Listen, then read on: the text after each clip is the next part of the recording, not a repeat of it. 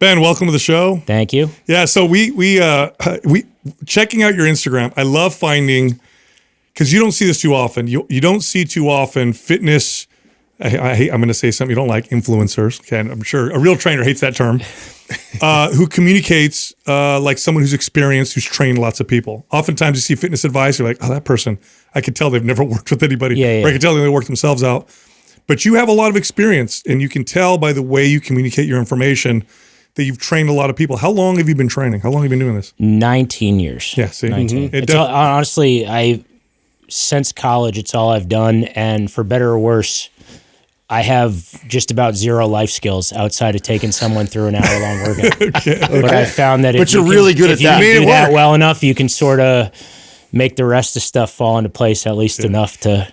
So what do you think of this social media space with fitness? It's got to be, I'm sure you got a kind of love-hate relationship with it. Well, first off, dude, when we were going on a walk talking before, I didn't put two and two together, but I just realized that you are the person that got me putting moisturizer on my face. No way. Full circle. Don't you talk like a face. Caldera. Caldera. So, dude, I got hit with this ad, and it was, timing's everything, but it was, my wife was ripping on me. I'm starting to get wrinkled. I turned 40 this year. And my whole life, I've just, I have like a 2-in-1 shampoo and conditioner that's actually a 4-in-1 because it's a face wash and a body wash. It's all I ever do. Just like the whole deal. It's the whole shebang.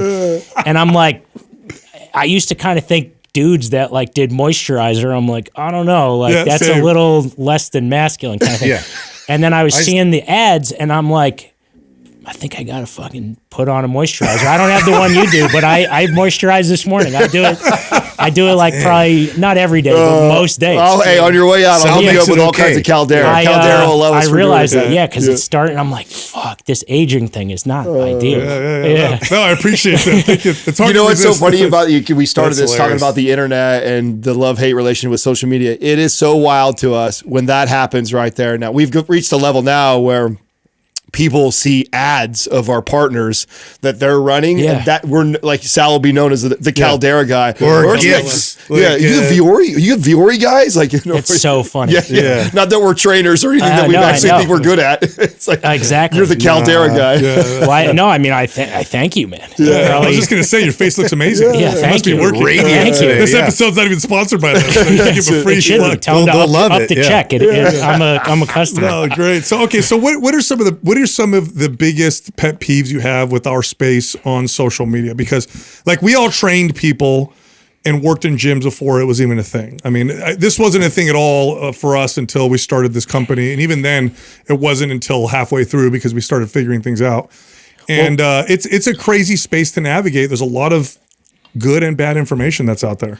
There is, Well, so before I start, you guys Seinfeld fans? Yeah. Remember Die Hard, bro. You know Festivus? Yes, of course. January 23rd, the airing of the grievances. Yeah, I don't want this to feel like Festivus because I actually do think that the internet's the single best place to learn information. Then second's not even close. So you just got to take the good with the bad. Agreed.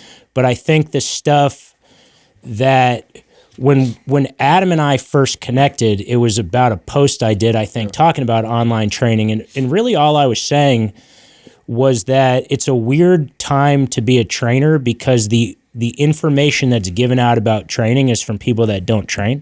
And that's a weird thing. And sometimes I feel old, and I think we all have to change with the times. It's a very, when I first started learning about training, it was all through books.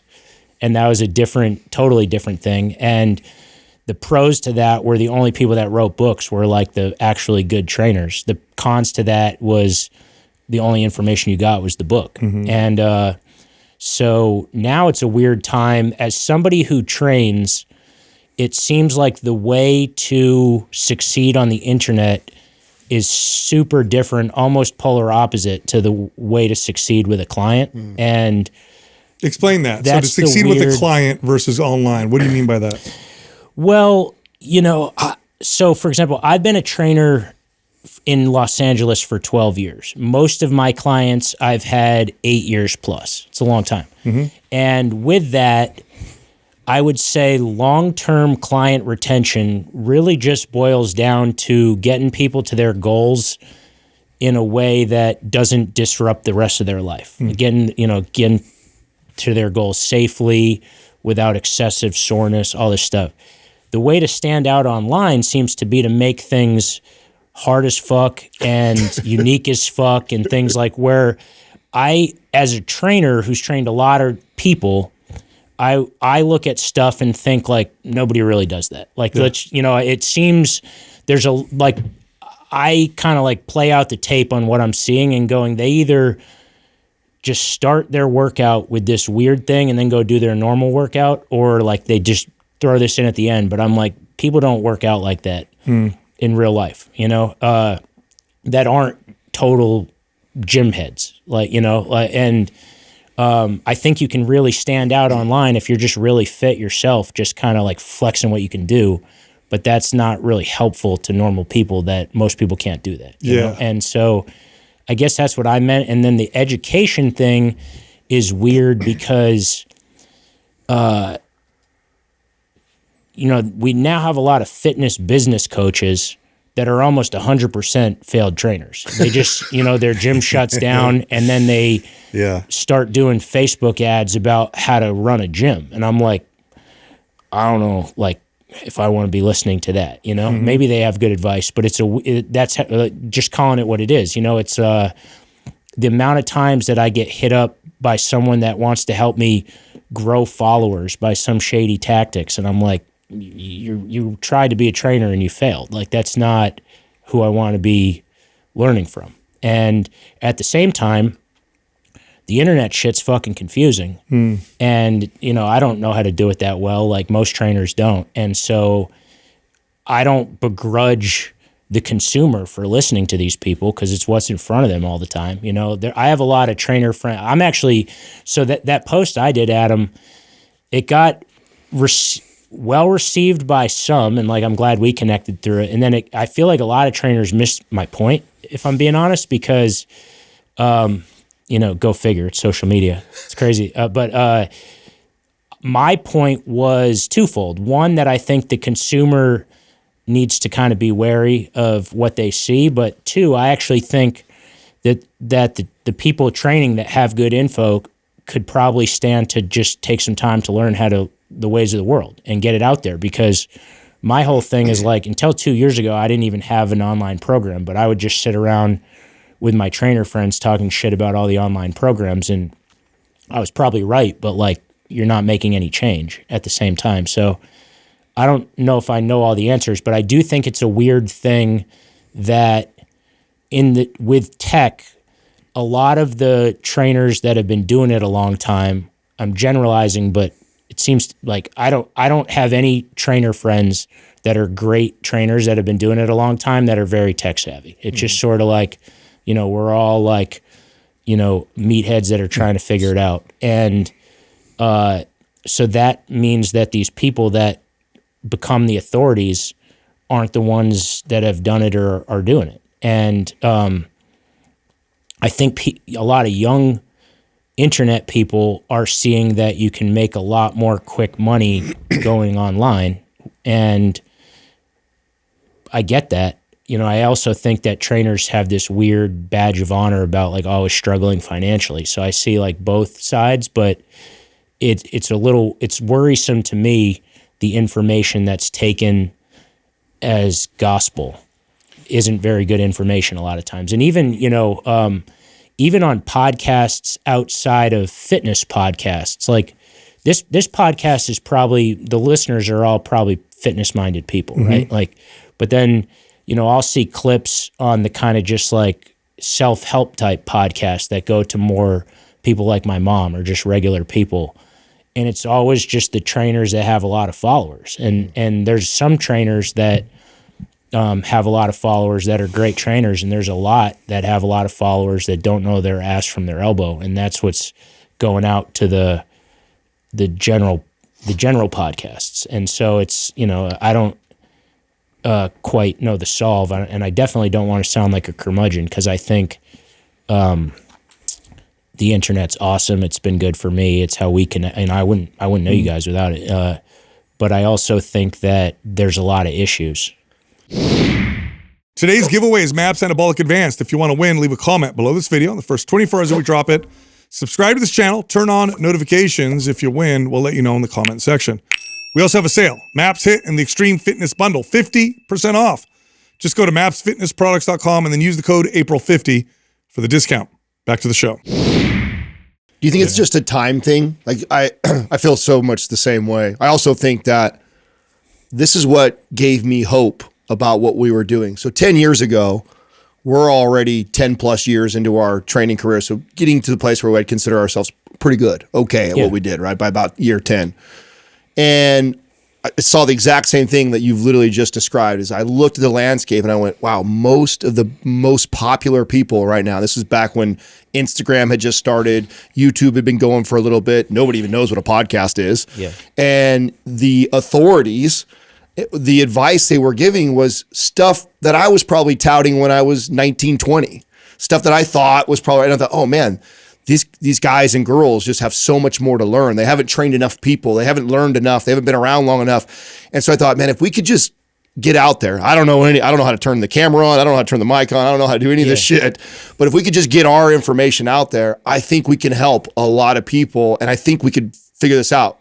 And that was really what gave me hope for this thing, was because we were terrible. I mean, we were really bad from the jump. Just none of us have media experience.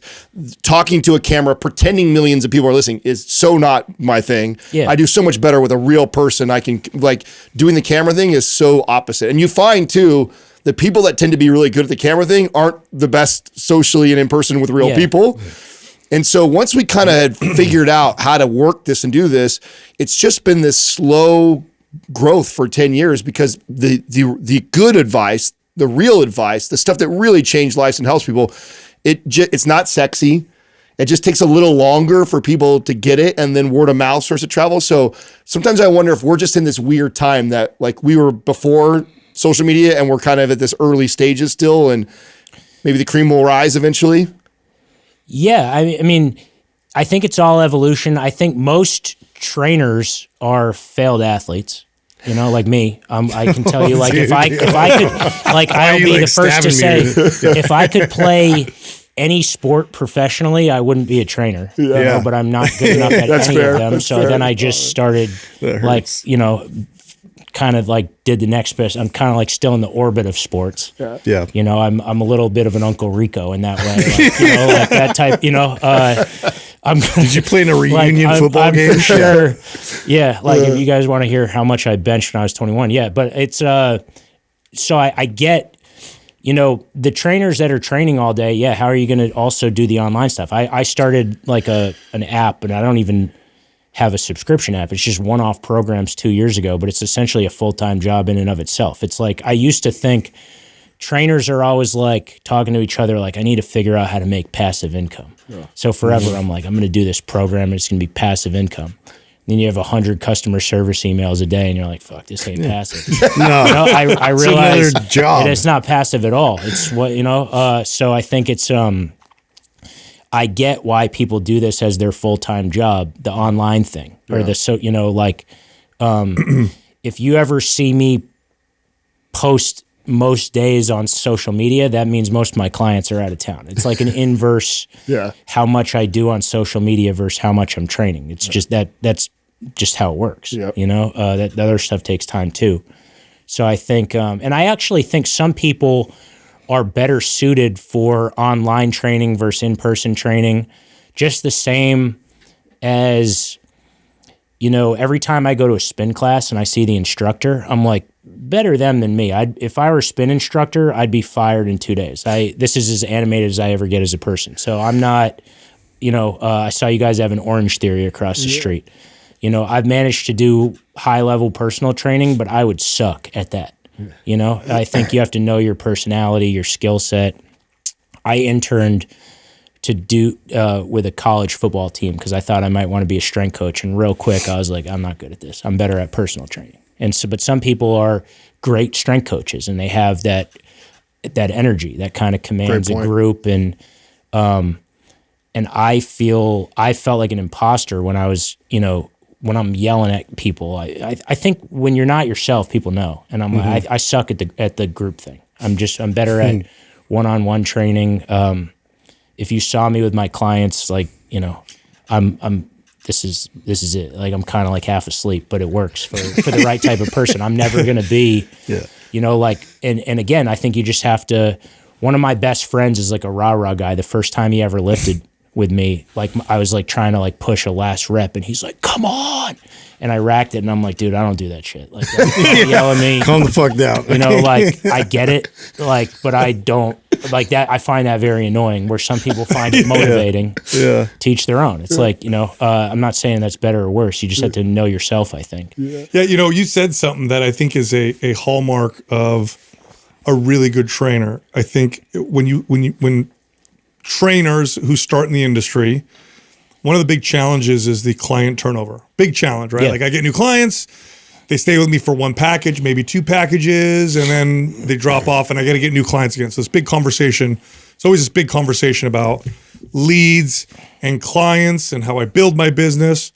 But what I found with really good experienced trainers, like myself, Justin, Adam, other people I've worked with, and you, I heard you say the same thing, was that my clients, when I got good, I should say, 'cause it took me a while, they didn't leave. I had clients with me for 10 years. They didn't leave. You know, I had Carol, 9 a.m. Monday morning for 10 years. She just didn't leave. What is it? And you said a few things, you know, I don't get them too sore. It fits their life. Go into more detail. We have a lot of trainers that listen to the podcast. And I think this is important to talk about because if you can do this as a trainer, you have a career. You build a career, you build a client base over a couple of years. Now you've got your client base. And they tend to not go anywhere. You get very few people dropping off. What are the keys to making that happen, to having a client base that just stays with you? Well, first off, I want to say I love what you said. I think the world judges trainers based on how they look, who they train, and their social media following. Yeah. And I think none of those matter. Yeah. And I say that as someone who, you know, I probably could lean into the who you train thing. I have a great clientele. I don't think my clientele makes me a good trainer. I think the only two things that I judge a trainer by are if you were to walk in the gym and watch me train my clients, do they do it well? Mm-hmm. And two, client retention. Like, if you keep people a long time, you're doing something right. Mm-hmm. And that's it. And so I take a lot of pride in, I do take pride in who I train. You know, I think there's an element of like, if they could pick anyone, I feel good about that. But I take way more pride. Like, I make a thing, I try not to share just like random photos of me with some famous client, but I like to celebrate their gym achievements because I think it's really cool to get somebody good in the gym or, you know, whatever. And the client retention thing, I would say that training's part art, part science, and depending on who the client is, they'll care more about the art or the science. And I think the key is knowing that. Like, you know, I think some of my clients, I explain the whys behind what I'm doing. I get a little more into the weeds. And then some of them, I have clients that have trained with me 12 years that don't know what any exercise is called because I just give them a demo and then tell them how many to do. Yeah. And then we talk about other stuff because I know they only care this much. And I think the key is knowing that. I learn a lot more from non-trainers these days than I do from trainers, but I read Nick Saban's book because I think at the end of the day, we're all coaches. And he had a part in there because I think it's way harder to be, to me, I love Nick Saban because I think when you're a pro coach, you have way less turnover. But if you're at a top program, like in Alabama, and your stars leave every 3 years, he's had success with a lot of different people. And he was talking about how he has a sense of what dudes to be hard on and what dudes to be nice to. And, you know, if you're hard to a dude that doesn't respond well to that, you could, you know, make them worse. And if you're, and some people, like, based on their upbringing, based on their personality, you got to be nice to them to bring out the best in them. And some people, you can motherfuck them a little more and that'll make them dig deep. But some people, if you do that to someone that maybe has personal trauma, they just shut down. And I think it's personal training is way less intense than that. But I think that you just sort of, you know, I start every new client I ever have, my entire assessment is 3 questions. It's your goals, your past injury history and your past training history. And for your goals, it's pretty self-explanatory. Injury history, self-explanatory. And past training history just gives me an idea of like how far down this exercise spectrum you are. And, you know, I think it's important to meet people where they're at and then just like kind of go gradually. Totally. And you know, there's a misconception too, because this is important, but as the longer you train a client, the less important this becomes, or maybe put differently, it becomes a little more nuanced. A successful trainer helps their clients get to their goals. But when you train someone for 12 years, we're not hitting goals. Not about goals anymore. Yeah, we lost the weight and we're strong. We feel good. Now they're showing up because they feel good. And also, and this is a big one, they like to see me. Like you. They like me. We're hanging out. I mean, dude, I'll tell you, you know, because I travel with some of my clients. So we're on planes, we're in hotels, and I would bet that when I talk about art science, I bet the ones that pick me to travel, it's probably just 90% because they like you. We just get like along, and you know, it's very little, you know, because truthfully, when you travel training clients,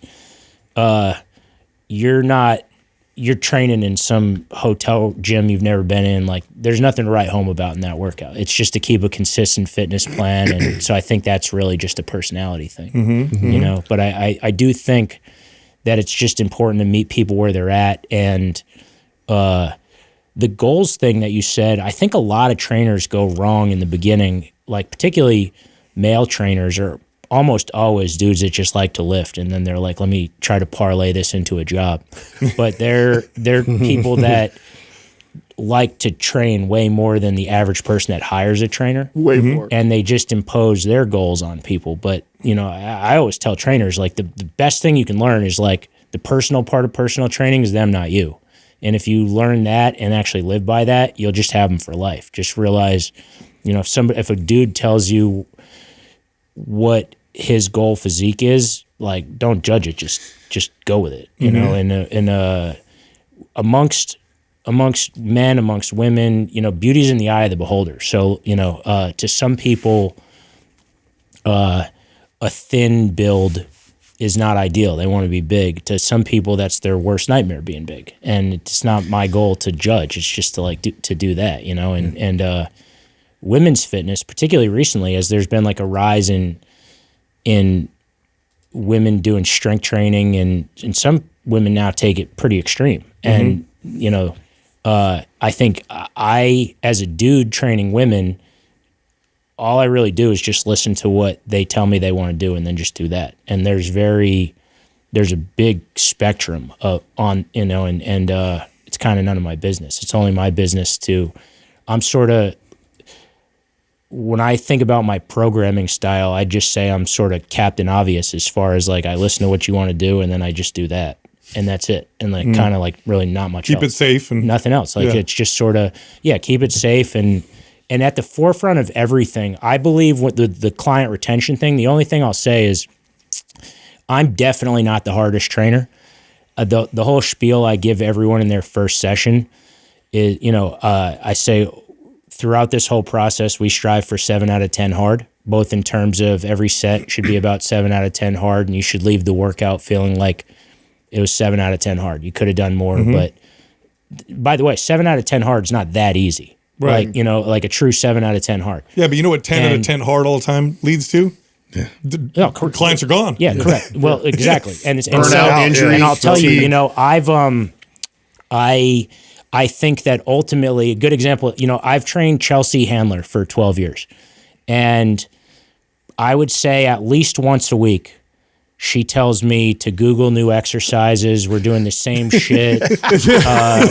This wasn't hard enough. Yeah. You don't know how to do abs. And for 12 years, I've been like, fuck, the Wi-Fi's down. I don't know how to Google anything. Guess we're going to do the same shit we've been doing.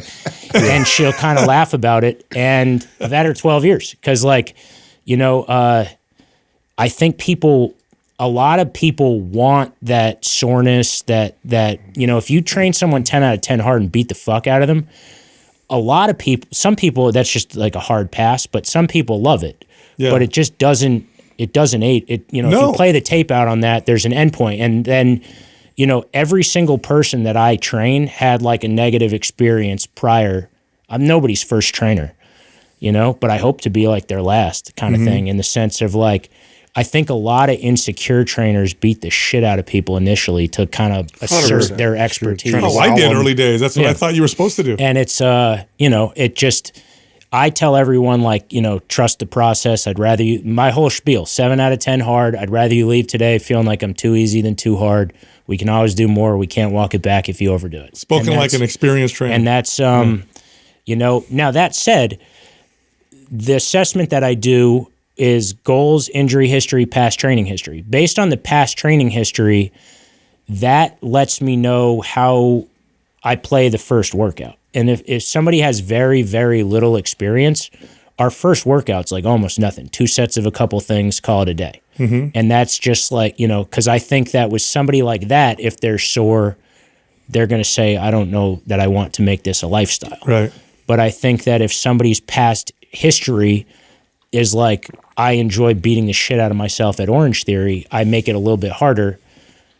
And they do feel that little bit of soreness of like, okay, cool, we're on the right track type of thing. And so that's, you know, I do think it's important to gauge what people are, where they're at and what they like. Because, I mean, none of us will, nobody's going to stick to anything if they just fully hate it. Of course. And you know, I think we're all people that like the gym. We do it on our own accord. Most people that hire trainers, I think for a lot of my long-term clients, truthfully, I'm as much of an accountability partner as a trainer. You know, it's we've been doing the same shit for a long time, and they probably could recite the workout when they walk in, but they still come. And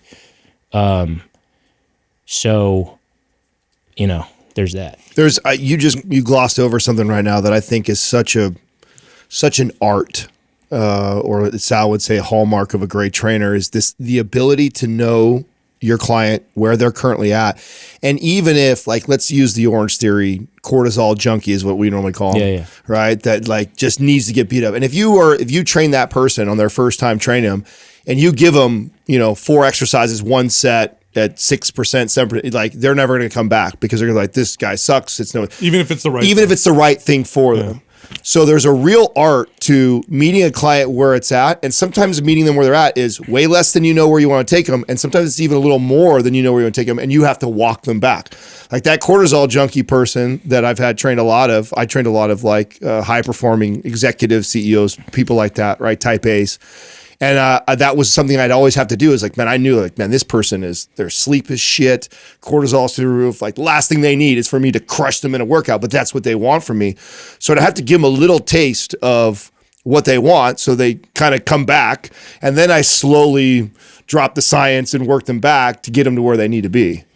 For sure. I mean, sometimes it's as simple as if I have somebody, when you've been doing it for a long time, there's a lot of exercises that are soreness producers and some that aren't. And I think if I have a woman that loves to be sore, I could always just throw in 2 sets of walking lunges and that'll make you sore. If I have an athlete that I definitely don't want to make them sore because they have practice or a game later that day, we'll do like a split squat, which they're cousins. It's the same shit. For long term, I don't give a shit if you do a lunge or rear foot elevated split squat or reverse lunge. They're all basically the same to me.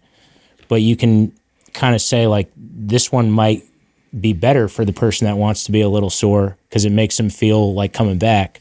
And the person that doesn't want to be sore because they have to run after this, like pick the stuff that doesn't make them sore. How do you feel about this statement that because there's a lot of things that a good trainer needs to understand and do, but the most important thing, especially when you're training average person. So most trainers who have careers, who develop, who build or want to build a career in fitness are not going to be training pro athletes. They're not going to be training, they're going to be training the average person. So how do you feel about this statement that the most important thing that a trainer needs to understand is to help this person develop a relationship with exercise where they enjoy it and they want to do it for the rest of their life? That's more important than anything else. Yeah. I would say that, and just teaching good form. It's funny, I actually think training's a very hard job. I don't think anyone that's successful would like, there's so many times I think like I picked the wrong fucking job to be good at, because I train a lot of high performers that make a shitload of money in every other field. And there's no way to make a shitload of money as a in-person personal trainer. They're just, you know, you could do well, so you have, but you're not going to become a millionaire. No, yeah. And listen, I feel like I'm proud of how I've done. You know, I bought a house in LA. That's hard to do, but it's like the smallest house in LA. You know, it's like that's and that's just the reality of it. Like, you know, I'm never going to have a huge house doing what I do, type of thing. But I think you have to love it. But I think the one thing I will say is, as I've like grown the celebrity pro athlete thing's an interesting thing, because I do think that there's a perceived expertise that comes from that, whether or not there should be. It's definitely helped me. Like, I won't say it hasn't. It's like social. It's like authority or social proof. I mean, I do the same workouts with everyone, but like if the person's famous, like the average person thinks I'm a better trainer. Right. I think that's how it is. But I was training a dude.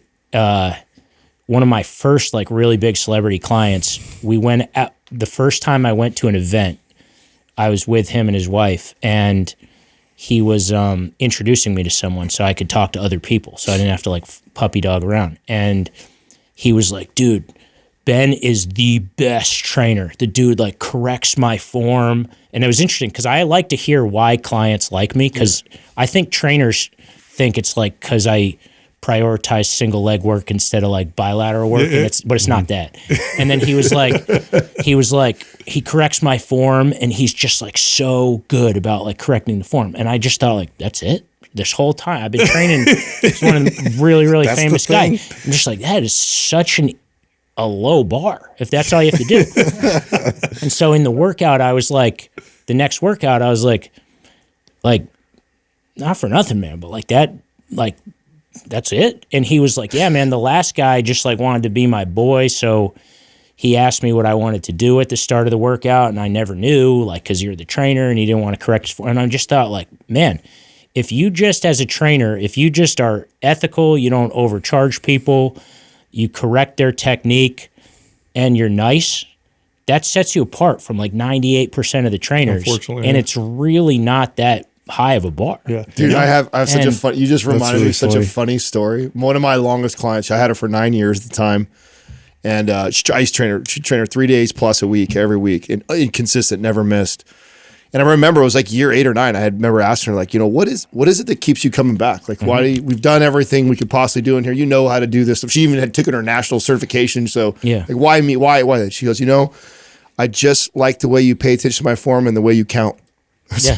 I was like, everything, 8 years of everything I've taught, like, that's what I got, was the way I paid attention to her form and the way I counted was like. Well, I'll tell you this.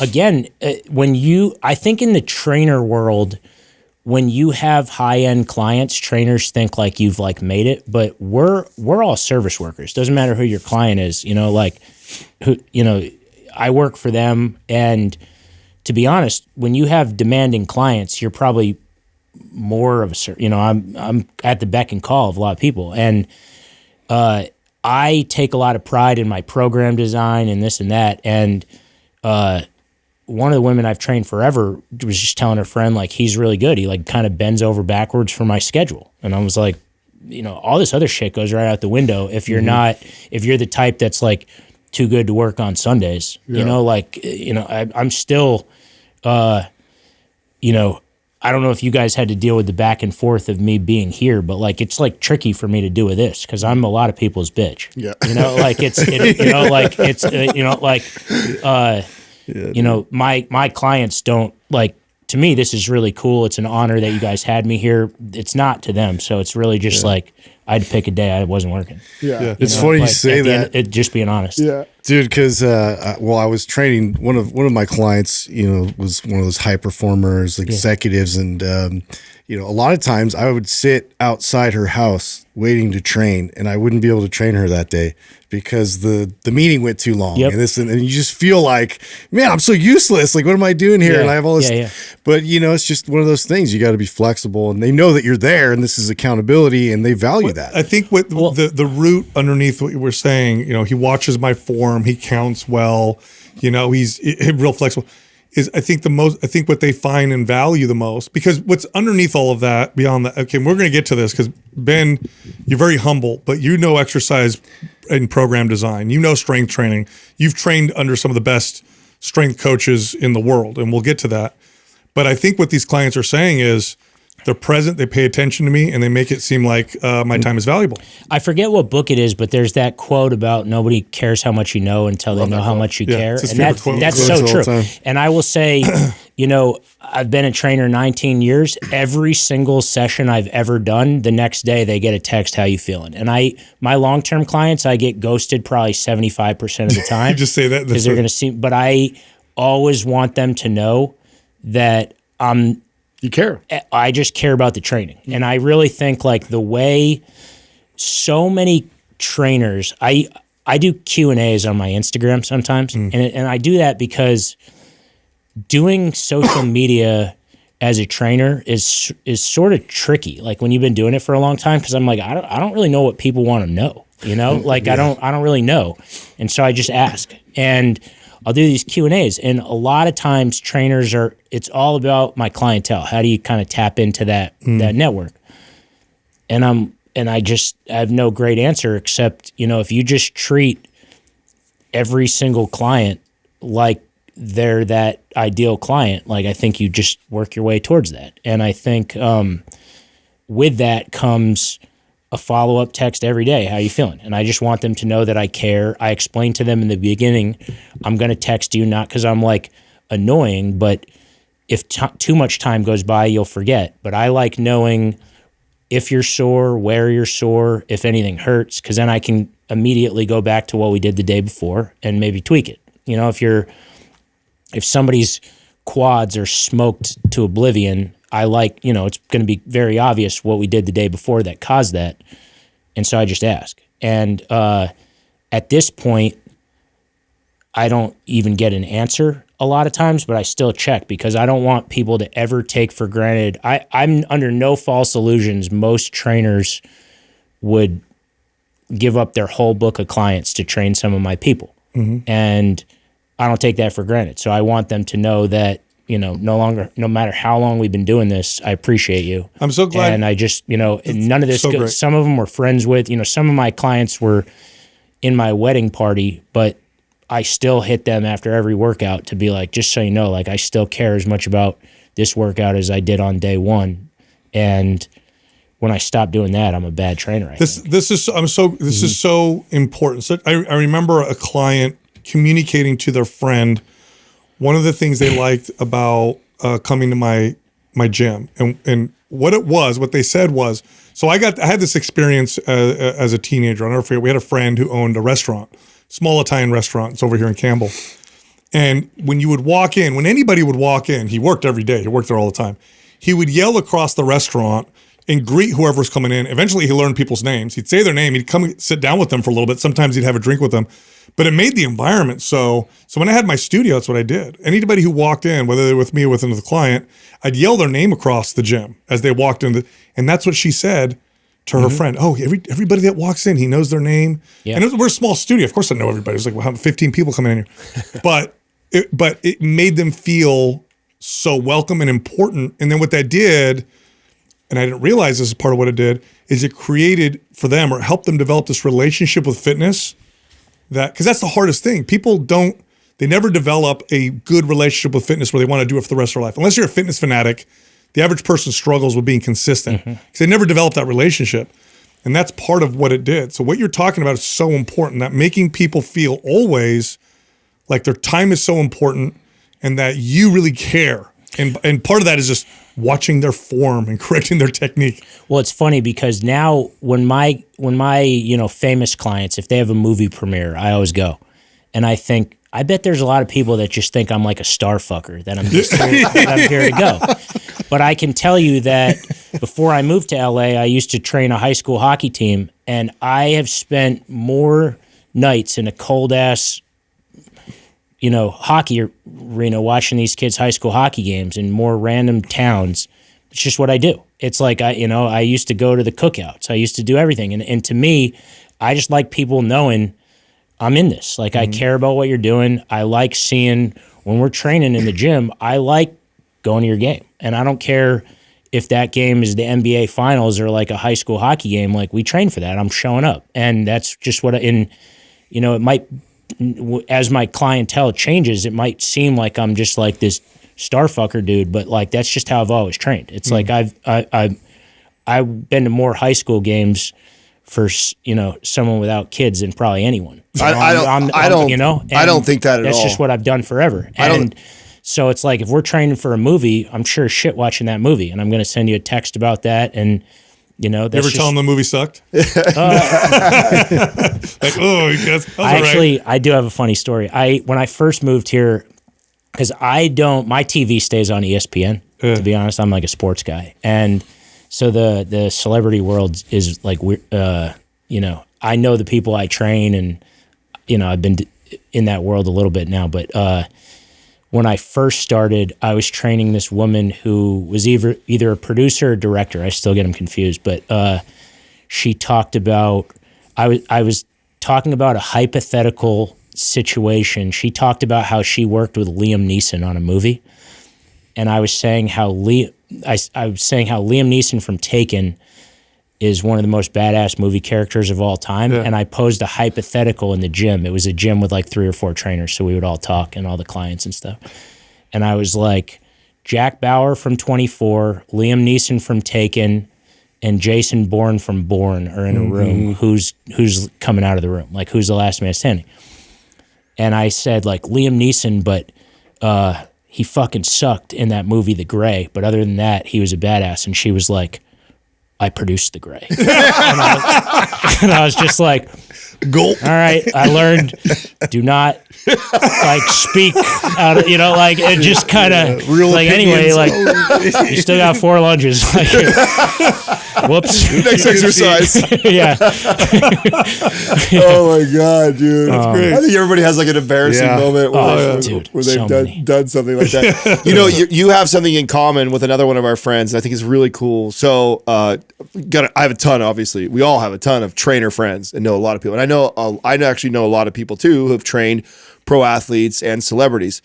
But there's 2 people in particular, you being one of them, Don Saladino being the other, that have trained more A-list actors and actresses than he's a good friend of mine. Yeah, anybody else. Don and I have. You have very similar. Yeah. You both have and very you're actually demeanor. The way you are around too. Like, so the people I've known other trainers, and they've got the opportunity to train like maybe one celebrity. That fucking celebrity is all over their Instagram. Every opportunity they can, they're dick riding that person and touting they train that person.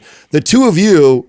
People listening right now have no idea how many celebrities and people you guys have actually trained. And it's because you guys aren't like that. You're not a star fucker. You're not like that. Well, I usually let clients lead with social media. Some people like it and some don't. And, I'm cool either way. That's how Don communicated. He's like, man, a lot of these people, they get all the limelight and attention and photos. And also he's like, so the last thing I want to do is make them feel like that when they come to my facility where I'm like, hey, let's get a picture together. And like, oh, great. It's just like work for me. Yeah. For me, it's just, I don't know if I have like a hard, fast rule in my head, but I basically let them lead. Some people like to share what they're doing. They're proud of it. They worked hard for it. And I always like sharing because, a lot of those type of people you wouldn't expect to be as strong as they are. And I train in a 1-car garage. It's like, it sucks. It's like a small gym. So like the kind of people that are going to train with me are fitness minded people. I'm really lucky. I don't have to do a lot of motivating. My people work out consistently. I told you I have a lot of long-term clients now. So I text them workouts when they're on the road. And truthfully, do you guys know Eric Cressy? Yeah. Mm-hmm. I love Eric. He's like one of my long-term friends, but I had, I've trained Kate Upton forever, and she lives in the town where his gym is in Florida. And for a while, she was just going into his gym, and I was texting her workouts, and the trainers were like, dude, she like acts like a trainer. She goes in, she does her stuff, does good technique, and gets out. And I was like, I felt good about that. Like, I think, I think that's cool. Like when they can just do things on their own and do it well. And long-term clients, it's an interesting thing with those type because I travel with clients, and I always feel I do it less now, but I used to do a lot of traveling. And when I'm in like a hotel gym or a private gym, it's an interesting thing when I'm in there with my clients because I don't really talk that much about the workout when I'm with people. You know, when it's in the confines of our garage or at their house, it's fine. But when I'm with like, you know, I've done a lot of traveling with Justin Timberlake, and he is, you know, he lifts with NBA guys and is and holds his own. He's very athletic. And there's been a lot of times I actually used to take him at Don's gym. And this is before I knew Don well. And I would feel pressure training people like that in a public gym because people watch you, and mostly for him. But then the trainers know me, and I feel like they expect me to be coaching. So there's times that I would feel the need, if somebody's just doing a really good squat, that I feel the need to like put my hands on my knees and bend down like I'm watching and say chest up, even though their chest is up and they're doing it right. And truthfully, like if you've done a good job on the back end, there's really nothing to say at a certain, you know, like if you have to continually coach it, you're probably not coaching it that well. So there's I bet there's 50 trainers around the world that are like, man, I watched Ben train like an A-list person in some gym, and that motherfucker didn't say a word. And I'd be like, yeah, but did they do it well? Like, they did it well. Like, there's nothing to say. And I think that, you know, like, if you're truly secure, like, if they're doing it well, there's nothing to say. The only time there's, you know, we'll talk about sports, we'll do different things. And there's actually a lot of trainers that I would, you know, online, people are like, you can't be on your phone during the workout. And I'm like, I don't know, I am all the time. My own workouts, as a trainer, I'm texting other clients between my sets. I'm doing all kind of scheduling between my sets.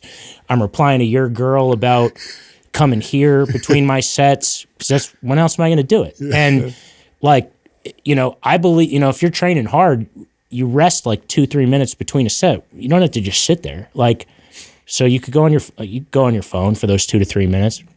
So I say that to say with my clients, I've probably, you know, had a lot of people watching going like, this guy's a fraud, because they were watching a fucking YouTube video between the sets. And I'd be like, yeah, man, because we've been training for 10 years. Like, there's only so much to talk about. Yeah. You know, like the people that I train consistently, it's like you talk about, you know, if we become friends and I haven't seen you for 5 years, it's like, hey, what have you been up to? You're like, same shit, just work. If I see you daily, it's like, okay, so yesterday I had this for breakfast, this for lunch, this is what I watched on TV, this is what I had for dinner. You're just killing the hour. Yeah. So I think that as a trainer, it's important to like, you don't have to overcoach.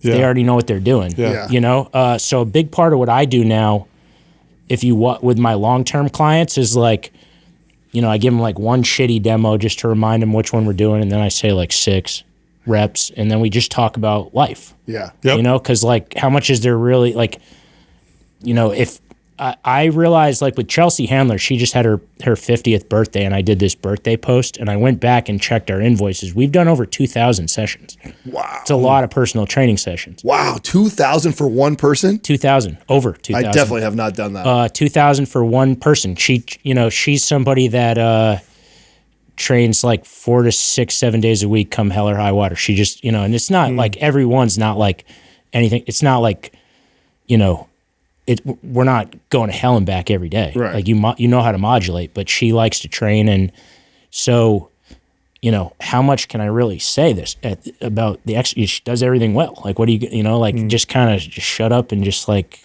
give a program and talk about life. Yeah. Yeah. You've earned that right too. You've earned the right with that relationship to be able to do that. Yes. I think that's something that, you know, I remember that with my clients that were with me 5, 6, 7 years versus my relationship with the client who I'm. Well, you just have to have some feel in the beginning. If they're doing it wrong and you're not saying anything, they're going to think you suck. But like, imagine like if we go lift after this and, you know, you were doing the exercise right, how annoyed would you be if I'm like, make sure to like keep your chest up. Meanwhile, you're like, chest is up. You're like, shut up, dude. Like, I'm doing it right. Like, just fall back. It's not that. Lifting weights is like, besides like, there's some athletic based moves, but most most strength training exercises require very little athleticism. So it's like a little bit of coaching, tweak a couple things, and then you're good. Hey, real quick, this episode is brought to you by Seed, the world's best probiotic. If you want to get 25% off, click on this link. How did you, okay, so one of the things that was so interesting to me when we met Don and I asked him about, because another like misconception with celebrities is people think like, oh, you train a celebrity, you must get paid hella money for these. Like, you really don't make much more money than you train average people. And more often than not, you're probably working harder because you're at their beck and call. Yeah. So he had a thing that he did that I had never heard of this that I thought was fascinating. I don't know if you even know this about the way he's done it. He'd tell me that some of his celebrity clients, he would even tell them like, oh, don't worry about it. Give me next time or give me later. And he'd almost put it on them to like decide what to pay them. Do you do like, and how do you decide when you're traveling with someone? Do you charge additional? Do they cover your traveling fees? Like, how do you figure all that out as a business? I think if I were like, I'm the bad guy to ask about business because I'm an idiot with business. I said I only have one skill. It's the training. But I feel like if you just do right by people, in almost everything I've done with my career and with each client relationship, I just think I play the long game, if that makes sense. I'm not going to nickel and dime somebody over, but but I also have a business and want to have a good life. So I think you just kind of balance it out. And I think, everybody's thing's a little different, like Don used to have trainers at his gym. So that's a totally different thing. I don't. So when I first started, people pay one of two ways. They either just pay by the session and I bill them like every 10 or 20 sessions, like not like formal, or I used to, not anymore, but, I think a lot of trainers actually would really benefit from this, but I used to do a retainer thing. Yeah. That really changed my life because for a while I had a very singular focus to save for a house. So and then it's an interesting thing as a trainer when you're trading time for money. Now I do a little bit of online stuff, but to this day, it's 2025. The most money I ever made as a trainer is 2018. And then it was downhill since then. 2016, then 17, then 18. But it was because I was a period in my life that I worked 7 days a week for the whole year. I never took vacations, and I traveled a lot. And I make a little bit more when I travel versus when I'm here with clients. And so that was cool. But then you're like, oh, now I'm like married. If I go somewhere on a Saturday, like I just can't replicate what I did in 2018. Because when I say I lived in rent in LA is expensive, but I lived in this really nice older couple's back house forever, just a studio back house. It was the cheapest rent I could find, and I just basically worked all day every day, just stacking my money and trying to save. And then you can only do that so long before you're like, oh, I went on a vacation this year. Like I can't make as much as last year because I never did that, So that's why I did the online thing, because I was like, I'm actually moving in a bad direction the last, money wise. I'm not that, I should always try and be doing better. Yeah. But in terms of the client thing, when I travel with clients, you get a day rate, which is like, you're not trying to gouge anyone over the head, but not trying to lose money. Yeah, because you have to factor in, if you take off with Justin Timberlake for 3 days on a trip, you could have been training a full book of clients for 2 days. Yeah, but I also, it's like, every client would, I give away a lot of free training, to be honest, either because, I still do my own invoicing and I'm an idiot. So like if I get too far behind, I'll eat it sometimes. If I did something stupid, I always feel like the benefit of the doubt goes to the client, but that probably pays me way more in the long run. Yeah. Agreed. There's times like, I got a client a skier that they wanted, and I just put it on my card, and then enough time went by that I'm like, they paid me a lot of money over the last 10 years. Like, I think I'm just gonna eat the $1,000 on the skier. That's a gift that they never even knew I got them, type of thing. Like they probably assumed they bought it, but I think it's a better thing to, I've had great mentors, and I've had some people that I've, learned what not to do. But I think that the business thing is like, if you just do right by people and play the long game, it's like way better than trying to like squeeze out $1,000 here and then burning a bridge. You said it. It's a service mentality. Service mentality. Who are some of the mentors that have impacted you positively the most? Mike Boyle and a guy that works with Mike Boyle named Steve Bunker. So you actually, like, how did he mentor you? Work for him? Yeah. So, well, do we have a time limit on this? I can talk forever. No, we're good. We'll tell you when we're done. When I was in college, I didn't know what I wanted to do in college, but so I just started interning in finance. And I also had a back surgery. I was telling you guys off air, but I had a back surgery my sophomore year of college that did nerve damage in my right leg. And so I took a 2-year medical leave. When I got back into it, I started training.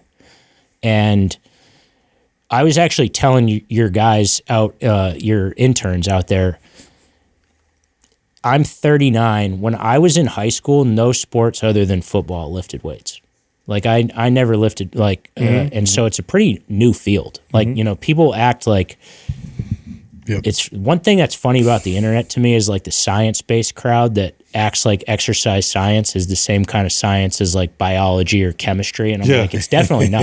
Like it's pretty new and it changes like every month, the research. And so I never lifted weights in high school, but when I was rehabbing my back, I started, and I learned that from my finance internship that I hated finance, and kind of took a bit of a circuitous path to being a trainer because the dude that I was interning for had 2 sons that played football, and he connected me to their trainer who hired me as a trainer just because I knew this guy. So I parlayed a finance internship into a job as a trainer. And that was like 2000, remember the 2008 housing crisis? Oh, yeah. And so what happened was right before I started that job, the dude told me that his cousin had got laid off, so he couldn't work with me anymore. And, life works in mysterious ways, but his gym, the logo was the skull and crossbones, and it was like one of those CrossFit-ish gyms that just, you beat the fuck out of a tire with a sledgehammer. And I was at that stage in life where I just wanted to beat the fuck out of a tire with a sledgehammer, so I was pumped. And then I kind of got fired before I ever got hired. And I was super bummed and went back to my mom's house because I'd spent the last 6 months of college thinking I had a job, so I did no networking. So...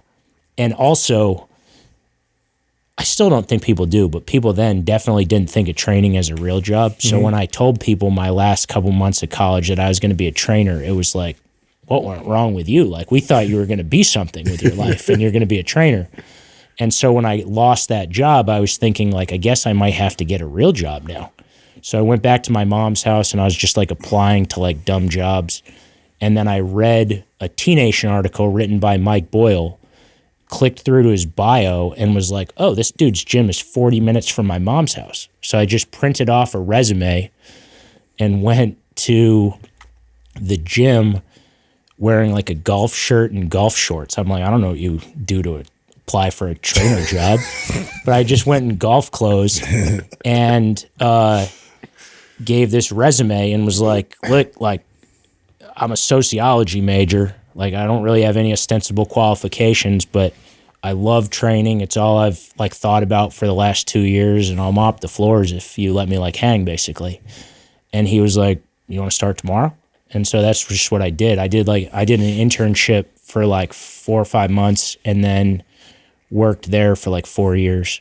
And working there's, I mean, so what a gift. I mean, I know, what a great so place cool. to learn. At that point, you have no idea really how like. Well, so the gym is called Mike Boyle Strength and Conditioning. Mike, it's not hyperbole to say he's changed my life. He was officiated my wedding. That's how highly I think of Mike. But there's 2 gyms at Mike Boyle Strength and Conditioning, and I worked at the one that Mike was at less. And the guy that ran that gym was a guy named Steve Bunker, who's my dad died when I was 9. If I told you who's the person in life that's like closest to a dad, it would be Steve Bunker. And he's an amazing trainer that just doesn't use the internet, so people don't know who he is, but he's a better trainer than 99.9% of the trainers on the internet. He just doesn't do it.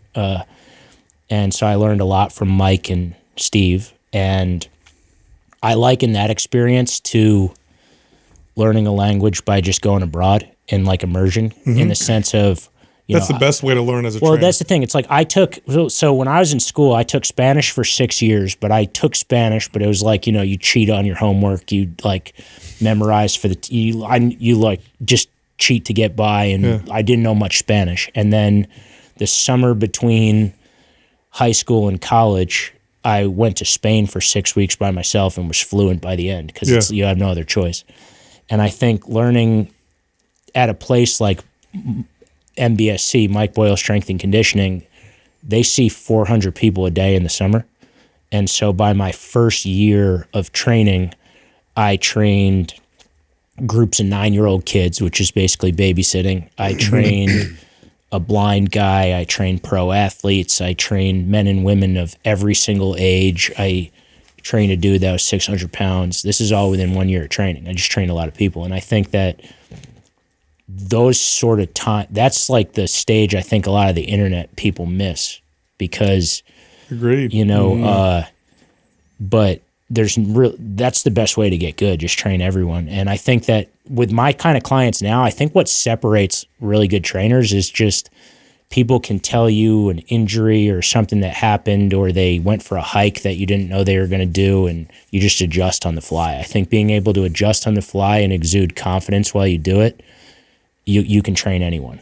And that I got that just from training so many different kind of people. Because in the beginning, it's like pretty stressful when somebody tells you that they have MS or something, and you're like, in your head, you're like, I don't fucking know what to do. I got to go Google this, but for the next hour, I got to pretend like I know what to do.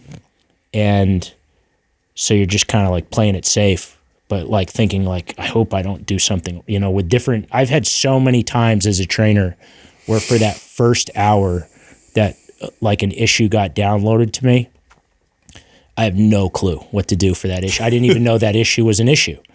And then you just kind of give them safe stuff, and then just go learn as much as you can. Call some people, read about it, and just get better. And when you do that long enough, then, I would tell you, because I've never had a niche or a niche or whatever it is. Like most trainers that I know have like kind of their thing, but I've been a generalist since I started. My youngest client's 13, my oldest is 75. I have men, women, athletes, like non-athletes, and I like that. I understand the niche thing. Some people say it's good for business, which I actually don't understand, because I think as a generalist, like just about anyone is a potential client, in the sense of I think fitness is one of those things that almost anyone either does or intuitively thinks they need to do. It's it's kind of for everyone, in different doses. But fitness is valuable for anybody. Yeah, I just think getting in front of as many people as and then in the beginning, just train everyone. I train my mom's friends for free. I train everyone for free, because the only way to get clients is from your clients. It's like, there's all these. You guys. I'm preaching to the choir with you guys, so I don't want you to think I'm preaching, but like every single successful trainer that I know, with a period at the end, they don't do these funnels or anything to get clients. They don't do these anything. It's just word of mouth from your other clients. Yeah, it's it. And we just did a course, Ben. We just finished filming a course for trainers, because we just moved into trying to educate coaches and trainers. And we took us a long time to get here, because we respect trainers so much. We're like, we want to do a good job. We literally just did a course on how to build your business without social media. Yeah, well, it's because everybody forgot that's how you build your business. I would say the 3 trainers over the years that have helped me the most are Mike Boyle, Steve Bunker, who works with Mike Boyle, and a friend of mine named Peter Park, who runs a gym in Santa Barbara, and he used to come to LA. But Peter has the craziest clientele you've ever seen. And, he doesn't do social media. So nobody, you guys wouldn't even know about him, but we've shared some of the biggest, he trains like literally some of the biggest clients in the world, and he just doesn't do social media. So the busiest in-person trainer I know. So that's why I laugh a lot at like the tactics that I see about how to get clients. Cause I'm like, I bet if you ask Don, it's your clients just send you people here and there. And I think it's mainly client retention. So if you don't lose clients, you don't really have to ever get too many. You just keep your current clients, and every once in a while they tell a friend, and then you get a new one, and then you don't lose them, and you just kind of just build like that. And it's one of those things that doesn't sound like a secret hack. It's not a secret hack. Well, but the downside to that though is it's one of those, simple but not easy. It's like it's hard to, that saying, if you love what you do, you'll never work a day in your life. Yeah. I think about that a lot the longer I train, because I deal with burnout all the time. And I think any trainer that's honest probably does too. You have shitty hours. It's like, it's a thing that I can read all the self-help books in the world about not taking things personal, but when clients cancel, I take it personal. Yeah. Even though I know it's not, that type of thing. And it's hard to just show up day in and day out. It's a hard job. I think being a trainer is a tough job when you're going through personal stuff, because you can't give it to them. You can't give it to them. It's like, I learned early on, I don't know who said it, but it's like, as a trainer, you can only have good days and great days. And that's really hard when you're not having a good day. And so there's been a lot of times that I've felt like I'm acting for a pretty prolonged period, because it's hard to, I'm somebody, I think we all are, but I'm prone to feeling depressed at times and this and that. And I think it's hard to keep showing up in a job like training when there's not like an immediate payoff. Like, I hope this pays off. You have to love fitness, but you have to really love people. Totally. If you don't really love people, it's the worst job in the world. Well, I would tell you, actually, I think most dudes get into training because they like to train, and they think it's a way to be in the gym. Yeah, but then you're dealing with people. That's why those trainers suck. Dude, that's why they don't make it very long. I actually think being a trainer is one of the worst jobs for your workouts, in the sense of, I train at all the times nobody wants to train, because at those times I'm training people and I'm on my feet all day. It's really hard to muster up, doing a really hard leg workout when you've been on your feet for 10 hours. It's also, you're in the gym all day long. I would work out at different gyms because I don't want to be here. It's my work. Dude, if I wanted to get jacked, I'd just get a desk job and just, like with a set schedule, and just lift before or after work. And that would be best. That's funny to think that way, right? You just rest the rest of the day. Just get off your feet. It's like, that's what I would do. But I think that's why I say you have to like the actual being a coach. And I say coach because I think it's not too dissimilar being a fitness coach or a football coach or a basketball coach. I think you have to figure out what makes people tick and how to help them. Mm-hmm. A couple of things to comment on that you said that I think is an interesting conversation. The niche conversation. I really think that's come from the internet. It is from the internet. That only benefits you when you're trying to create a sales funnel traffic, and you're trying to go out into the entire world. And it's like, you need to go really deep on this topic. You don't want to go really broad and wide because it doesn't serve you for internet marketing. So I really think that's where that's come from. I actually never thought of that, but that makes sense. Yeah, because in the real world, it's not. Because in the real world, and if you train in gyms and people, you need to have the skills to train a 7-year-old and a 90-year-old and everything in between, because that's what walks in the gym. That's the people so it wouldn't serve you in the real world. And so I think that's wrong. The other thing, to your point about you really don't have to market and stuff like that. What's hard about what you said is it takes time to get good.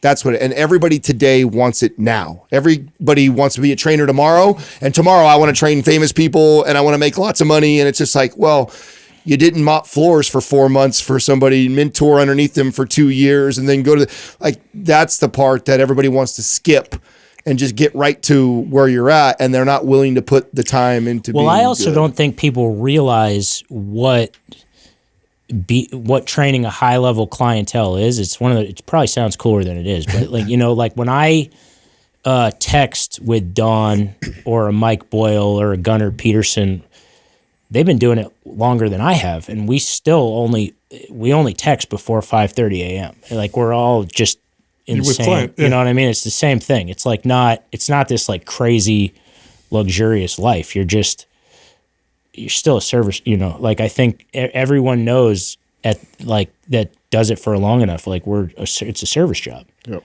And it's not, there's really no cush training thing. It's like, and I also think, like I remember when I met my wife basically explaining like, yeah, like those holidays, like Columbus Day, like I'm busy. Like those don't exist for me. Yeah. Like those, Sundays, like I'm busy. Like I work in people's free time. Just like, so that's just so you know, like a lot of those, like 4th of July doesn't really apply to me because when people are off work, it's when they have time. Yep. And so, my schedule kind of blows, but I think everything's pros and cons. I like the fact, like this is like like I wore my dressy sweatpants to come to you guys because I wanted to be respectful. Up. Like this is like, this is like this is as fancy as it gets right here. This is damn near a tux for me. What is so because you've done such a cool broad, everything from high school athletes to famous actors and actresses and pro athletes, like, do you have a favorite? Like, what gets you more excited? Is he like watching, Klay Thompson hit a PR, Iggy hit a PR with you, or watching them play a game after you train them? Is that more exciting for you, or is it cooler training an actor or an actress getting ready to do a big movie premiere? Like, what's your most favorite? I really think anyone with a good attitude about training is fun to train, but it's an interesting thing. Training actors and professional athletes is very cool in the sense of, let me think of how to say this. Sometimes people tell me that I don't seem fazed by celebrity or talent, and it's actually not true. I have the utmost respect for anyone that's really talented at what they do. It doesn't matter. Like I love the Olympics, the Summer and Winter Olympics, and I watch the random sports because I just think like if you're the best at what you do, that's really cool. It doesn't matter what it is. I'll listen to someone in a hotel play the piano really well and be like, whoa, because I've tried it and it's hard. Yeah. So I respect talent, but and it's very motivating to be around talent like that. And I think that it's changed me as a person because my second year in LA, my mom sent me a card for some event, but it said the one thing that all high-level musicians, athletes, actors had in common is they didn't start out that way. And I thought that was a really cool thing. Yeah. Because I think that when you're, I'm from a town of 800 people in New Hampshire, and sometimes I look at my network in my life and I'm like, man, that's crazy. I've had some crazy life experiences through training, Chelsea Handler got me as a guest on the Ellen Show. I was literally on like a guest. Like that shouldn't happen to me, and I'm under no false. That wasn't up my own merit. It was just because I've trained Chelsea for a long time and she threw me a lob, that's cool. So training's taken me to really cool life places. But then the converse to that is pretty much all the people I've ever trained in LA, if I'm honest, were who they were before they met me. And I have a pet peeve. Having trained a lot of pro athletes now, I have a real pet peeve when private trainers will try to take credit for good athletes being good, because I'm like, dude, they were really good, before, well before you. Yeah, and I do think training helps people. I think if you do it well, it makes you more resilient and stuff like that. But I'm never going to say that, and with that, a lot of, I used to train a lot of the Victoria's Secret girls before the show. They all look the exact same before they came to me, if I'm just being dead honest. But they're good for business. Yeah. So, and you didn't get them in shape for that? No, I gave them a facility to keep working out, but and I think I know what I'm doing, but I'm under no false illusions that I'm, you created it. Yeah. The great athletes that you see on my social media were great before I met them. And so there's something. I used to train high school kids. One of the high school kids I trained, his name is Jack Eichel. He's now one of the best players in the NHL. But I met him when he was 13. And again, if he had gone to a different gym, he'd still be where he is. But it was cool to train him when he was a kid, and then now see him when I go to the game. Half the place is wearing his jersey, and I'm like, man, I remember loaning that kid money for Chipotle. That's so cool. And now, and so there's a rewarding element to that with people when you help them get to where they were, whereas most of the people I train now, I'm very clear not to try to take credit for their success because they were already successful. Any of them, or do you have one or maybe a couple that has made the biggest impact on you personally? Man, a lot. Well, yeah, a lot, and some that they know, some that they don't, because I would say I started this app 2 years ago, and it's just workouts, Gen Pop workouts, and I thought about that for 10 years, but it took me a long time because I was training, and then. But I think being surrounded by success and that card I told you about, how all these successful people started, the commonality is that they weren't always like that. There's kind of this thing of why not me when you're around people, in the sense of everyone's got a story like that. Because for a while I always told myself I had a tough childhood. I think everyone's got a story. But for a lot of time I thought I definitely don't deserve to be doing this. And then when you really dig behind the hood on a lot of people, they all have their story too, and they're doing great things. And I think that, most people hold themselves back from achieving their full potential. So I think that just being surrounded, there's that thing of you're the sum of the 5 people you spend the most time with. And I've been very fortunate that, my 5 is really... doing big things. And I think that makes you think bigger. And that idea, when I said that I put clients on a monthly retainer, that idea came from one of my really, really wealthy business clients. And when I talk about fortunate for me, he suggested a retainer, even though it didn't work out to his benefit. He was wealthy enough that he saw me busting my ass and wanted to help me. He was like, dude, people the clients that want to set time, you just got to get them on a retainer so that when, and he was talking about him, he's every November and December when I go to London to do the movie, that way you still get your money. Yeah. And all these people, if you want to lock them into a time, and I thought what a guy to suggest something that actually sucks for him to help me. I would have never thought of that. I'm not a business guy. Yeah. But I learned that from him, and he's not in training. Yeah. And so that's awesome. Yeah. Clients, especially when you have clients like you have that you've had for a really long time, also tend to be almost like family, gift you with really cool things. Anyone who gifted you with something like that was so cool that caught you off guard or did something for you? I'm very lucky. I will say, a lot, there's a lot of stuff, but I will tell you, again, life is not all you see on social media. I've had some struggles, but my house got hit with a mudslide 4 days after I bought it. I spent forever trying to save for my down payment and was told, and how I don't know shit about buying a house, but I was told, that you'll need to build a retaining wall in the back or whatever. 4 days after I bought it, we had the biggest rainstorm in 50 years. Mudslide fucks up my house.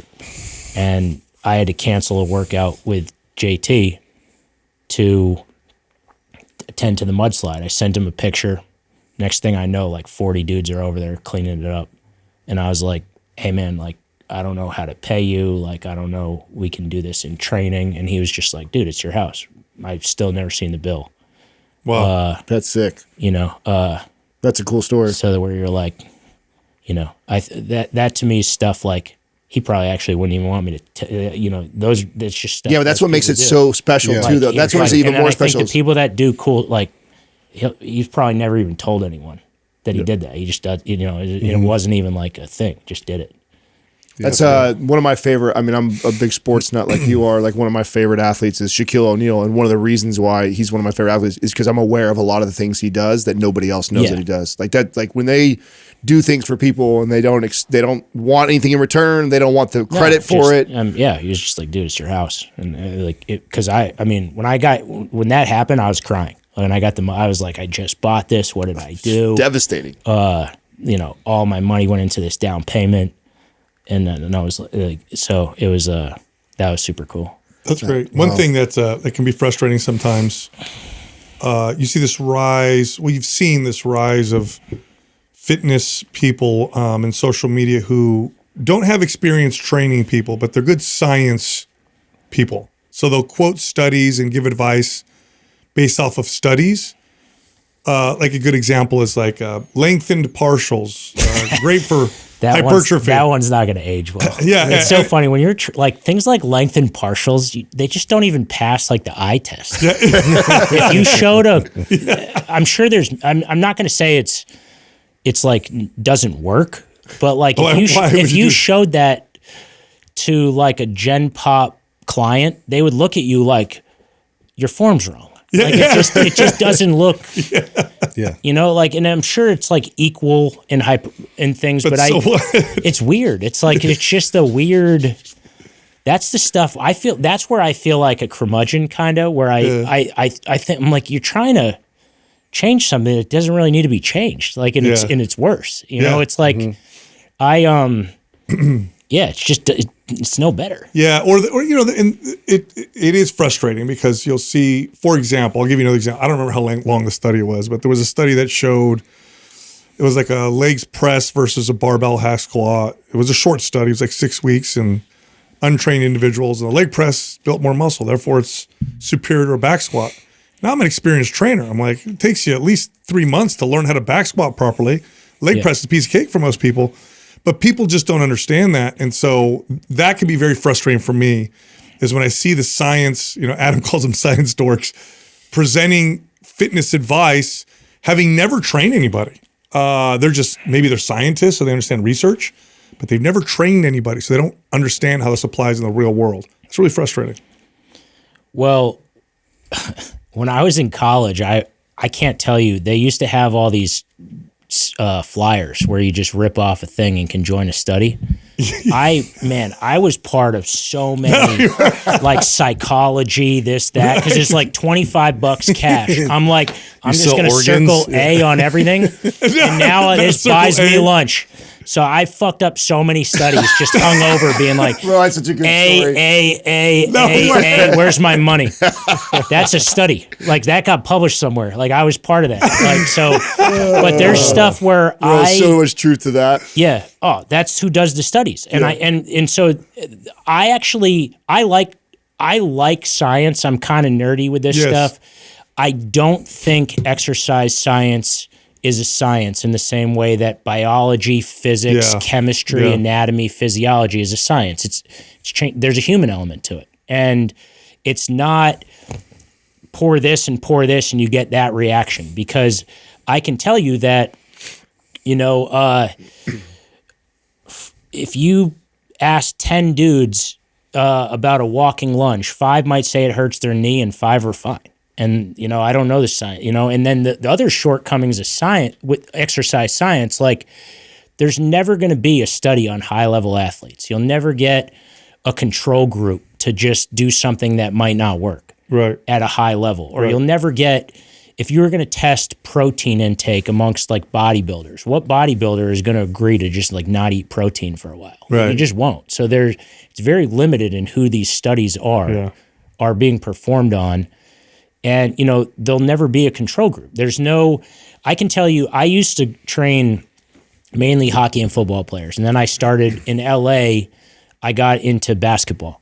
It's a whole new world when you're that tall. The gym's not built for you. When you go to do a dumbbell bench press, your head goes off the bench. Like I used to love, and I still do. For me, but I'm 5'9". I love like a landmine press as like kind of an intermediary between a bench press and an overhead press. To me, it's great. If you have shoulder problems, you can press on the landmine. I'll never forget, I was training Roy Hibbert. He was like 7'3". And I asked him to do the landmine press. And it was like pressing this way. Yes. Like there's no gravity. Yeah. And I'm like, I could have put 400 pounds on the bar and it would have been the same. He's literally, there's no gravity. And I thought, oh, that's a shitty exercise when you're 7'3". But I would have never known that. Right. If I didn't try it on a guy that was 7'3". You don't know. And there's stuff, really tall guys can almost never lat pull down at a normal gym because their arms are like this when they set up. Okay, so that's a shitty exercise. Like, there's no study for that. You just that it doesn't work. They're too tall. If the funniest thing you could ever see is trying to watch a guy that's 7 feet do the concept 2 rower. Because at the end, their legs are still bent like where most people start. It ain't for them. Yeah. You can't learn that except I can only tell you that because I've tried it. And then I was like, yep, we're going to do something different. I don't know. Like I see the gym as like a 5'9" person, but I do think the science is good in the sense of, I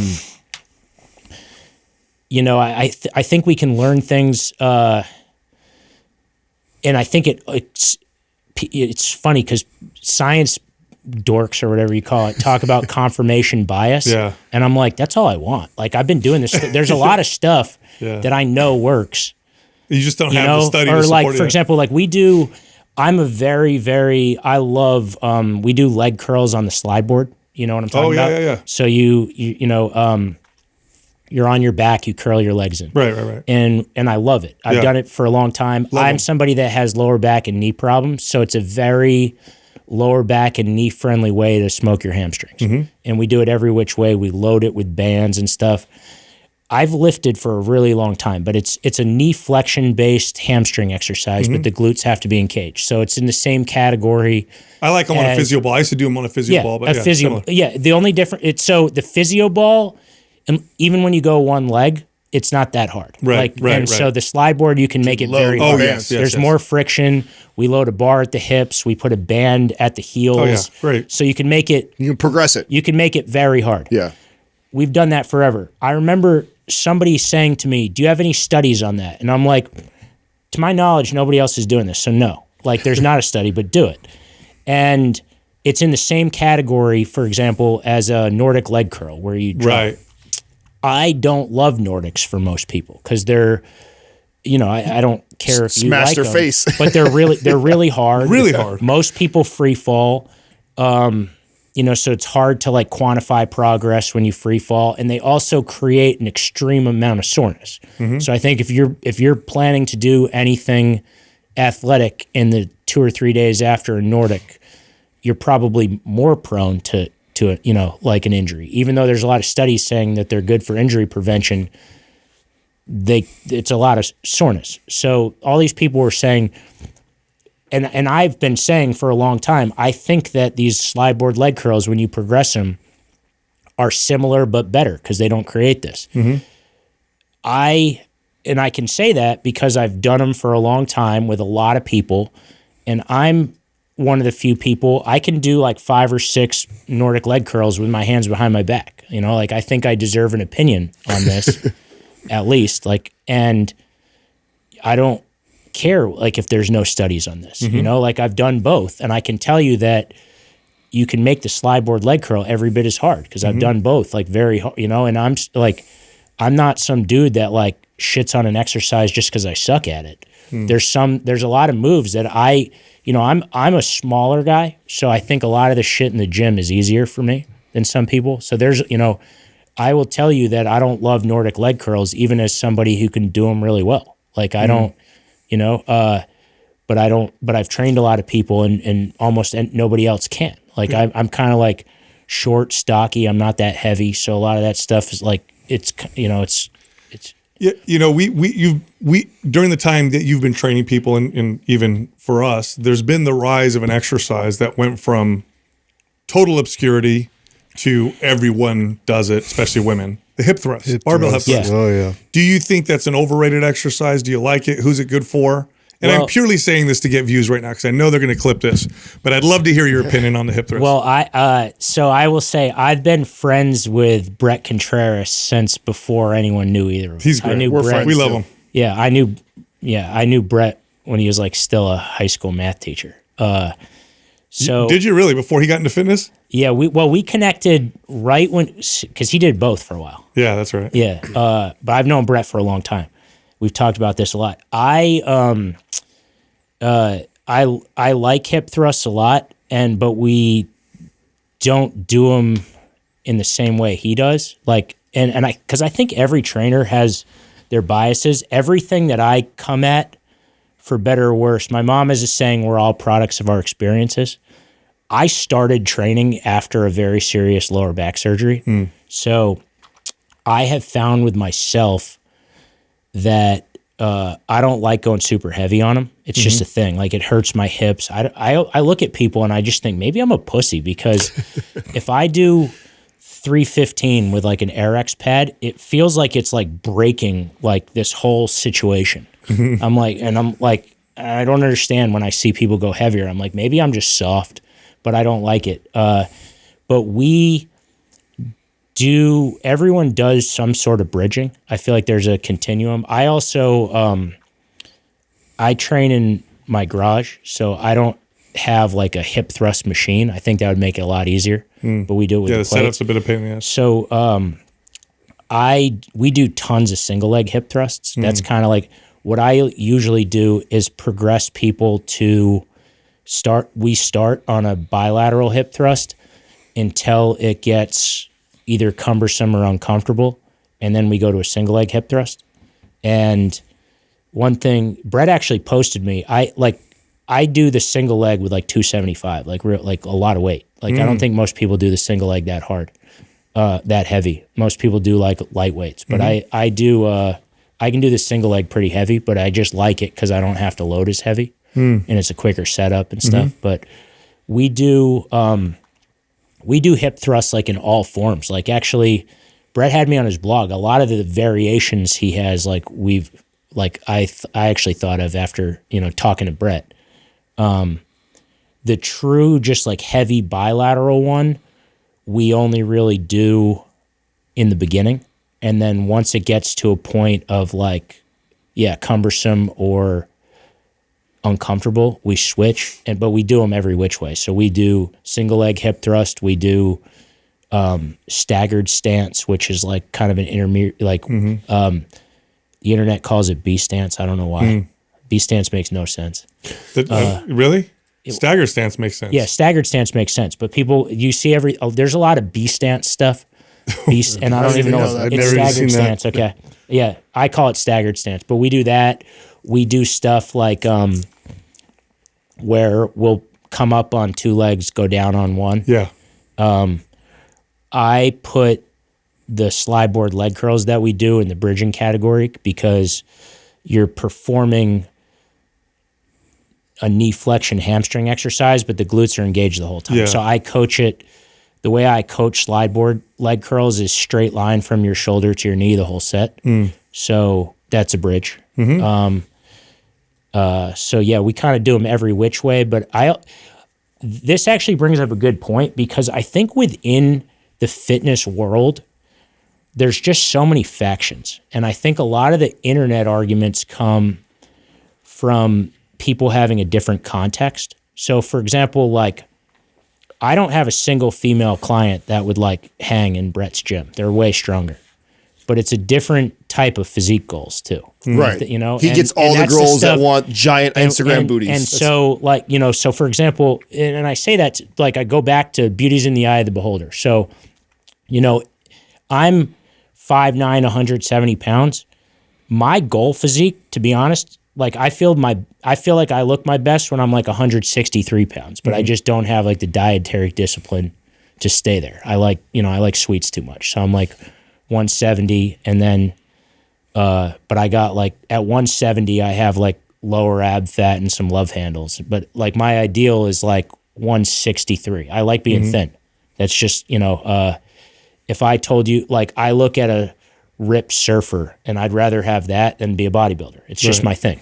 So when I look at some of the stuff that bodybuilders do, I'm like, good on you, but I don't want to do that. And there's nothing I think the same thing goes for girls that do the like physique stuff. It's very different than like the girls that just want to be like thin and toned. And so we're all drawing like a lot of the criticism that I get online comes from like bodybuilders, power lifters, and I'm like, I'm not talking about you. What are they saying? What are they saying to you? Like, this is not going to pack on mass? Or? Yeah, that type of thing. Like that or that. Yeah,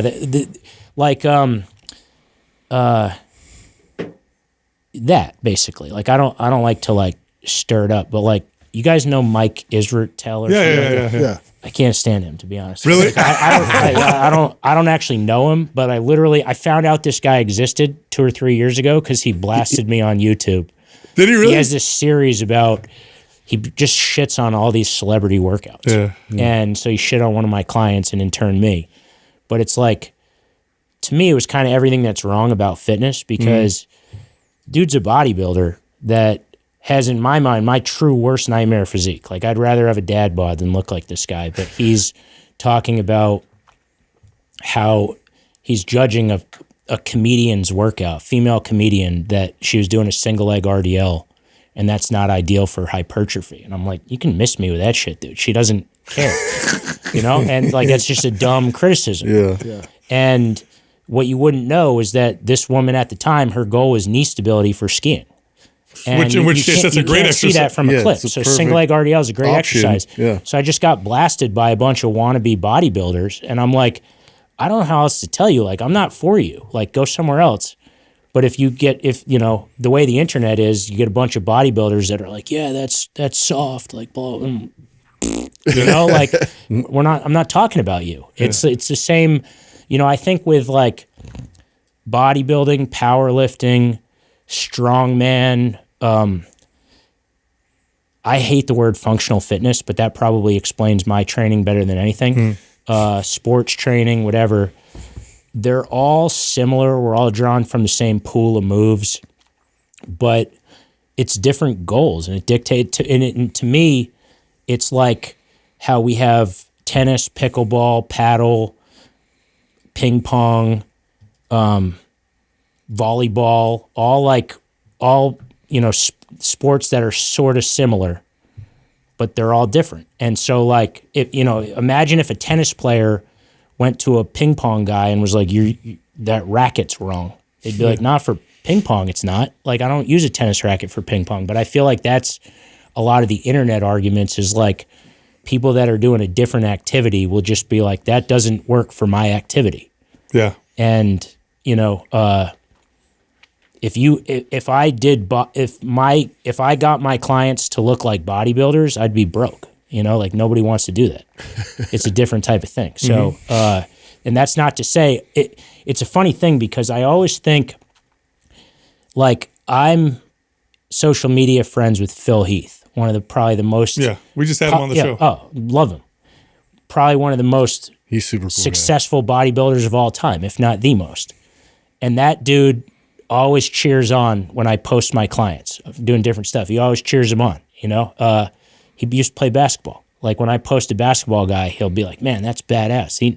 Those guys know enough to know, like they're doing a different activity. Not only that, they're all lifting weights, but it's different. Not only that, he's also more aware about his own insecurities that drove him to even want to look the way he looks too. He's aware of that. And a lot of these big meathead science dork guys are still stuck in that part of their life where even the look that they're trying to get everybody else to be attracted to is drawn from an insecurity of I was too small as a kid and now look at me now, Yeah, and that's the thing. Like I would never say my style of training is ideal for bodybuilding. Like I just wouldn't. I've never, I've done a lot of articles, for example, about why I do single leg training instead of bilateral training in a lot of cases. It's because I've had a serious back surgery. It's kind of Captain Obvious rationale, but that's controversy on the internet, even though it shouldn't be.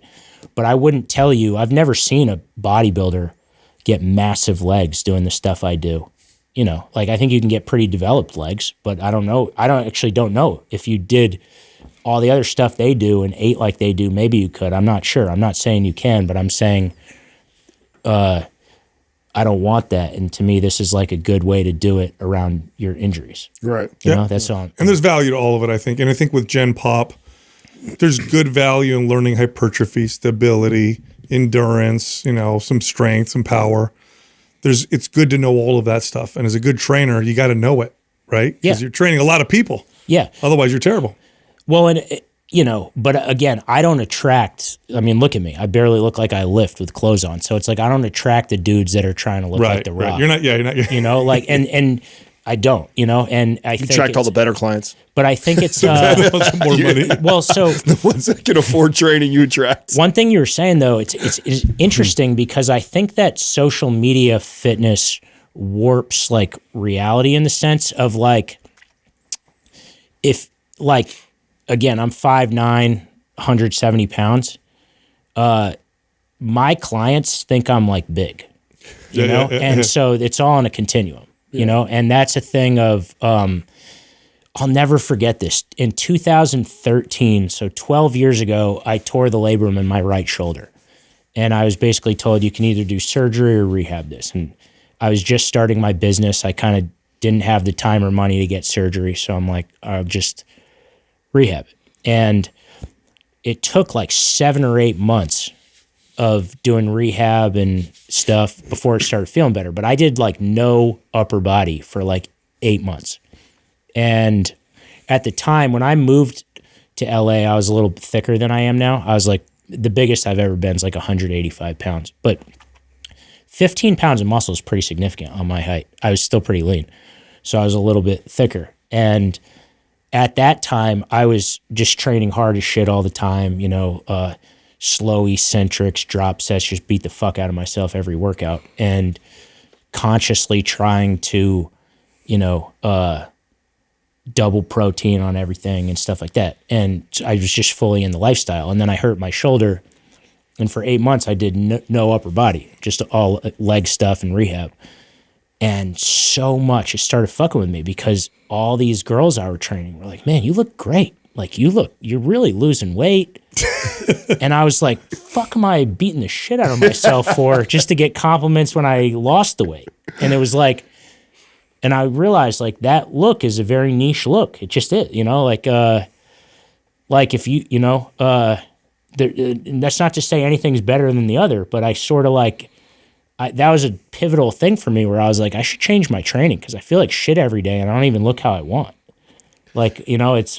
Let's be honest. That look is driven by an insecure person who is driven to look that way, who attracts other insecure boys that think they want to look that way too. Because when you really unpack what you just said, at one point, and I guarantee everybody in this room has had that same exact situation, where when I was the most jacked, it was not when any of my girlfriends or women in my life were coming over to tell me how great I looked. It was other young dudes who wanted to look like that. And when I thought I looked my worst, was some of the best compliments. Well, it's a niche. Like there's this, you know, like. Yeah, I don't want to shit on people, but I think you just have to do what makes you happy at the end of the day. But I wish that there was more in the online world, less criticism of people that just, you're shooting at different baskets. So like for you to criticize a single leg RDL when the goal is knee stability because it's not ideal for hypertrophy, like what are you even talking about? Yeah, what's your point? It's 100%. You know, so. And then I felt insecurity as a trainer for sure, because I want to be successful and stuff, but I'm not a big guy and I don't want to be.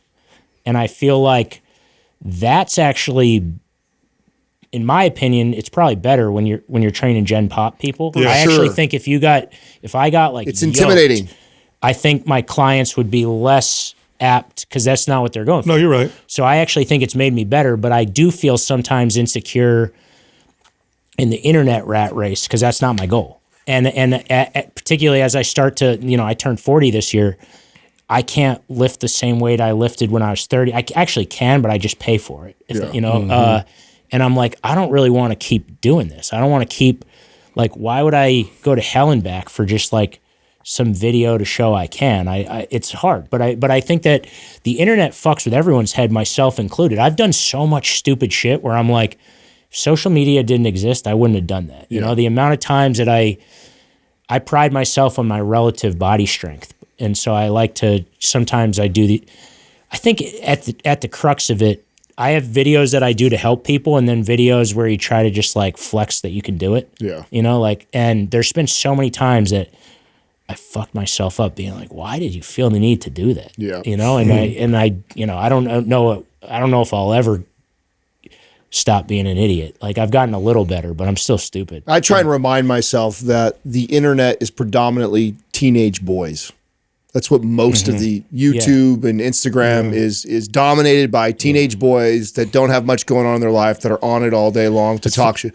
That's really what, and you have to remind yourself of that. That's who I'm trying to impress right now when I do this shit. I have to tell myself 2 years ago, right before I started my app, somebody was like, you gotta try TikTok. So it's another way to sell your app. So a friend of mine that helps me with the videos for the app, he basically started putting my stuff from Instagram onto TikTok. And it's so funny because on Instagram, I definitely get trolled, but it's nowhere near like TikTok. it's I don't get trolled that much. You know, one thing I learned about celebrities is like if you get trolled in the fitness world, it's nothing. Like real famous people, they get trolled like crazy. Oh yeah. You know, like if you're a pro athlete and you have a bad game, like it's not gonna be a good day for you the next day on the internet. So I've learned they all have way thicker skin than like when I used to write T Nation articles and somebody would be like, "You're small," I'm like fucking Googling their address. I'm like, I'm pulling up. Like,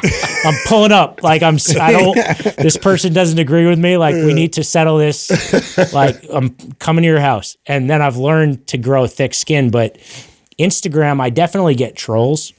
And I get way more trolls because it's like we were talking about off air, but I get a lot more they're probably not even trolls, but I do my social media for the clients I'm trying to attract. I don't like not for other trainers.